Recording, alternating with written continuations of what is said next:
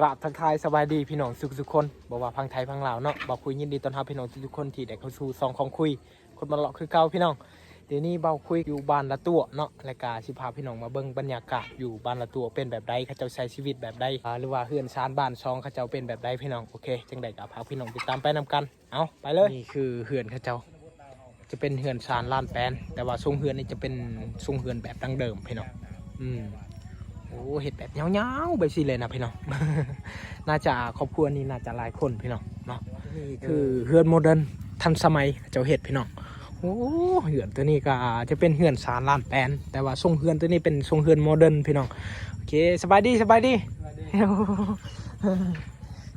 ยู่นี่มีหาเนาะบ่มีโอ้เขาคิดว่ามีหาเนาะอยู่หมู่บ้านเฮานี่มีอยู่จากหลังคาเฮือน30 ปลายโอ้บ้านละตัวนี่ก็จะเป็นบ้านหนึ่งที่ติดสายแดนลาวเวียดพี่น้องรายการมี30 ปลายหลังคาเฮือนโอ้ก็คือว่าลายเติบพี่น้อง แต่ว่าบ้านข้าเจ้านี่ก็ยังมีเฮือนแบบดังเดิมทุกคนเนาะโอ้บรรยากาศคักหลายพี่น้อง คนหากระเสาตกพี่น้องเดี๋ยวนี้บรรยากาศฟ้าหลังฝนเนาะโอ้โห ใจลายๆครับใจลายๆครับใจลายๆอันนี้ก็จะต้มหน่อไม้ได้ต้มหน่อไม้ส่วนร้ายช่วงนี้ส่วนเผากระโดดเฮานี่เขาเจ้ามักหาหน่อไม้แล้วก็ได้ขายดีขนาดหน่อไม้เนาะได้เงินหลายเขาเจ้าว่าเพราะว่าช่วงนี้มีหน่อไม้พี่น้องนี่คือเฮือนศาลบ้านซองเขาเจ้าอยู่บ้านละตัวก็จะเป็นบ้านหนึ่งที่ติดชายแดนลาวเวียดนามพี่น้องโอ้อันนี้เขาเจ้าใส่น้ำลิ้นพี่น้องเอามาแต่ภูคุณจะเป็นน้ำห้วยหรือว่าน้ำธรรมศาสตร์จากภูเนาะมันชวนกินอ้อยเนาะนี่ชวนหลายคนแถวนี้เขาเจ้าครับแต่รถเวียดนามพี่น้องเนาะก็จะเป็นธรรมศาสตร์เลยได้ทั้งปุ่นได้โอ้อ่อนซ้อนเลย บรรยากาศฟ้าลังฝนนี่งามตลอดเลยพี่น้อง โอ้บ้านข้าเจ้านี่ทั้งพุ่นก็ยังบ่ทันได้เลาะได้พี่น้องจักหน่อยเบาคุยสิพาพี่น้องไปเบิ่งโอ้กะทางลังนี่ก็ยังบ่ทันได้ไปซ้ำจักหน่อยพี่น้องสิพาพี่น้องไปเบิ่งเดี๋ยวนี้มีพ่อค้าได้พ่อค้าเป็นพ่อค้าคนชนเผ่าเฮานี่แหละข้าเจ้าไปซื้อหน่อไม้โอ้ทางนี้ก็จะมีหานอีกได้พี่น้องโอ้มีหานขายเครื่องหลายๆอย่างพี่น้องมีทั้งน้ำหวานแล้วก็มีทั้งมาม่านี่คือเฮือนเจ้าเฮ็ดมาใหม่พี่น้องอันนี้ก็จะเป็นเฮือนเก่าแล้วพี่น้องใครจะล้มเลยได้ปัดนี้ได้ แต่ว่าถ้าเมื่อล้มแล้วหากเจ้าเฮ็ดไม้ได้เจ้าเฮ็ดเฮือนไม้แต่ว่าทรงเฮือนเนี่ยเจ้าเฮ็ดทรงเฮือนแบบดั้งเดิมตลอดนะเจ้าบุปะทรงเฮือนนี่โอ้โหอันนี้มีทางเฮือนสารล้านแปนข้าเจ้า เฮือนข้าเจ้าเฮ็ดยังบ่ทันแล้วพี่น้องโอ้ข้าเจ้าเฮ็ดยังบ่ทันแล้วเนาะโอ้ข้างกลางเฮือนข้าเจ้านี่ก็จะมีต้นมะขามหลายเลยพี่น้องก็มีต้นมะม่วง โอ้บันชวนไปชวนโอ้นี่เฮือนข้าเจ้าพี่น้องโอ้ข้าเจ้าเอาไม้แกนได้เฮ็ดเสานี่ขักหลายพี่น้องแต่ละหลังคาเฮือนนี่ต้องมีพื้นนะพี่น้องโอ้บันชวนเฮ็ดอินบ็อกซ์บ่แมนแล้วโอ้เจ้าผลิตอินบ็อกซ์นะคักโอ้สายตัวนี้แม่นสายมาจากเซโปนเนาะหรือว่ามาจากนำหวยก็มีนี่คนชาวบ้านเขาเจ้าเฮ็ดหน่อไม้พี่น้องเฮ็ดหน่อไม้แห้งบัดปากแล้วขาขายให้เวียดนามโล90แพงได้เวียดนามซื้อนะตัวนี้กับไก่สีแห้งอะไรพี่น้อง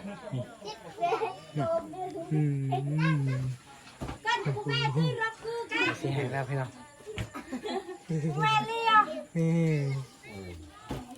นี่กำลังต้มตัวนี้นะได้เงินร้ายได้เห็ดน้องใหม่นี่อันนี้เป็นครอบครัวเดียวกันมืดป่ะนี่วะ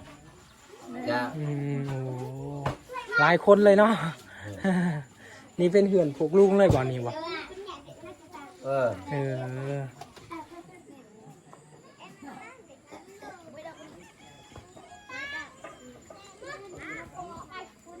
หมู่บ้านนี้ก็จะเป็นหมู่บ้านที่ยังสมบูรณ์แบบและยังบุปวัฒนธรรมของเขาเจ้าพี่น้องโอ้ถือว่าธรรมศาสตร์นี่ยังสวยงามอีนี้โอ้งามหลายงามหลายนี่เขื่อนสารบ้านซองเขาเจ้าพี่น้องบ้านหน่อยคนที่จะเห็ดเขื่อนแบบตั้งใหญ่ๆเพราะว่าเขาเจ้าเห็ดตามงบประมาณบ่หลายกะเห็ดแบบนี้ไปก่อนเนาะ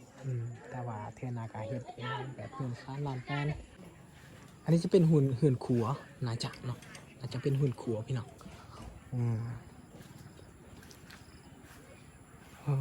อันนี้เอามาจ่าจะโดยจะโดยเอามาไว้บ่อยโอ้อะไรบ่อยโอ้เขาถามว่าเขาเจ้ากินยังพี่น้องตอบว่ากินเขาและกามีอาหารป้าพี่น้องโอ้โหถือว่าได้อาหารแสบเนาะ โอ้ลูกบ่นั้นลูกบ่ลูกก็น่าหักได้นี่ โอ้พี่น้องนี่ก็จะเป็นหลังหนึ่งที่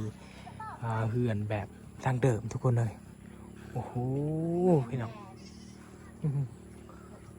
นี่บันชวนโอ้ลูกเจ้าบ่นี่อาไกลไหมเนาะแต่ว่าถามว่าลูกเพื่อนบ่นี่มันตอบว่าแมนพี่น้องโอ้อยู่จักคนอยู่เพื่อนเช่นอัดจะดุงเนาะมือปาระยาไปคือไงเนี่ยปูโปปาระอยากไกลไหมตัวมากระเยอะไหมโปเนี่ยโปตัวมาโปแต่ตัวโอ้แต่ว่าถามว่าอยู่กันสักคนถ้าว่าอยู่กัน2 คนกระเยอะไหมตัวมากระเยอะไหมตัวเด้อไปช่วยจ้าเขาถามว่าผัวเพิ่นไปใช้เพิ่นตอบว่าไปหากินอยู่หนามเซโปนพี่น้องนี่โอ้เนี่ยรวมตัวบาญานนเชน่ะตะปัดนะแต่ว่าอาศัยอยู่เฮือนหลังนี้6 คนพี่น้องอาศัยอยู่เฮือนหลังนี้มีอยู่6 คนเนาะอันนี้เขาเจ้ากำลังเอาเสาใดหาเสาไปเห็ดเฮือนใหม่ได้โอ้พี่น้องโอเคกำเอิญอันนี้บ่ฮู้ว่าเขาเจ้าเห็ดยังนี่น่าจะเฮือนที่เขาเจ้าประชุมบ่เนาะคนแถวบ้านเขาเจ้าประชุมแล้วว่าเป็นยังเนาะพี่น้องโอ้โหนี่อันที่เขาเจ้าเห็ดกำแพงเลยได้บ่คุยก็ยังบ่คุยกันว่าเพราะอะไรจะถึงเห็ดกำแพงแบบนี้แต่ว่าน่าจะเข้าได้บ่ นี่หมู่บ้านเขาเจ้าพี่น้องนี่ทรงเฮือนแบบสมัยตะกี้คนเฮือนหลังนี้เขาเจ้ายังบ่ทันมาแต่ไฮโอ้พี่น้องนี่คือจุดที่สุดท้ายของหมู่บ้านละตัวพี่น้องมันชวนเจ้าบ่นี่เจ้าโอ้อันนี้ลานเพิ่นใดทุกคนไปใส่เมื่อทุกคนอยู่เฮือนเนาะโอ้ลานกันนะฮักผู้ชายบ่หรือว่าผู้หญิงนี่ผู้ชายโอ้โหผู้ชายพี่น้องอันนี้มักยังนี่ก็ไรมั้งเนาะเราโอ้ถือว่าบ่ฮู้ว่าภาษาลาวเนาะเพราะว่าคนลาวเฮานี่น่าจะมีหรือบ่คุยกันยังบ่แน่ใจว่าหมากยังนี่พี่น้องแต่ว่าตามภาษาเวียดนามหรือว่าภาษาชนเผ่าเขาจะเอิ้นว่าหมากเต้าพี่น้องโอ้หมากเต้านี่มูโลมักบ่หมกกัน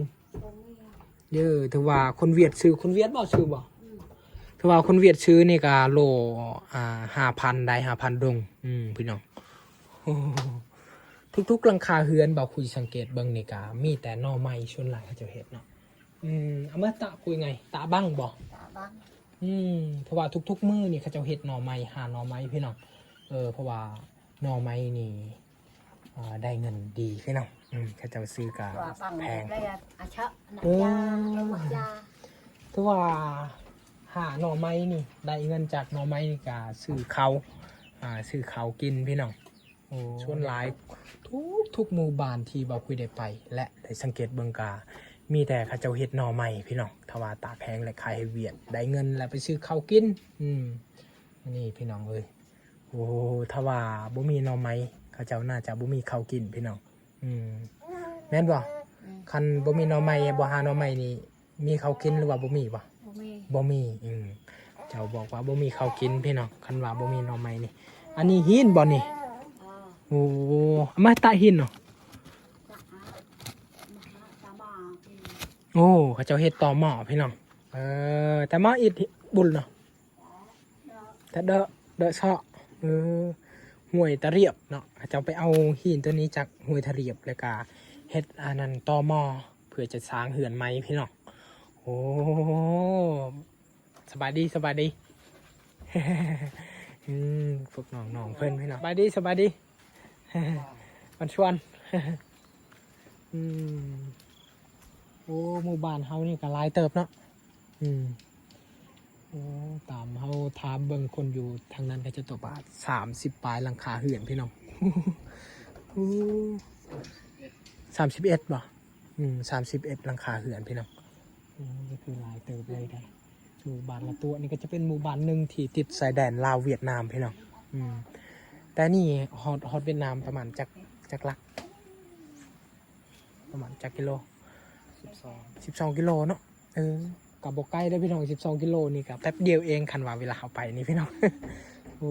อันนี้ก็คือติดชายแดนเวียดนามเลยพี่น้องหมู่บ้านละตัว12หลักเนาะแต่บ้านละตัวนี่ไปฮอดเวียดนามกับ12หลักฮอดเวียดนามเลยพี่น้องโอ้โหนี่บรรยากาศฟ้าลังฝนพี่น้องนี่ก็เต็มไปด้วยธรรมศาสตร์พี่น้องโอ้โหอยู่บ้าน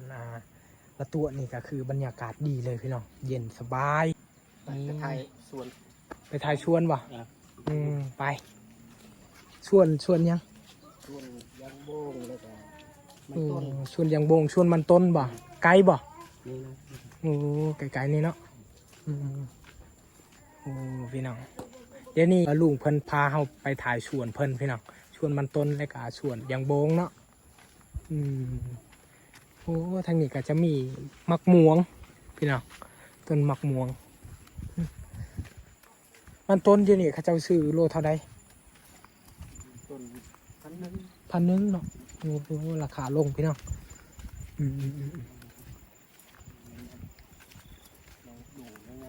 โอ้อันนี้จะเป็นไม้ดูพี่น้องโอ้ไม้ดูกระลายได้เป็นของลุงหมดบ่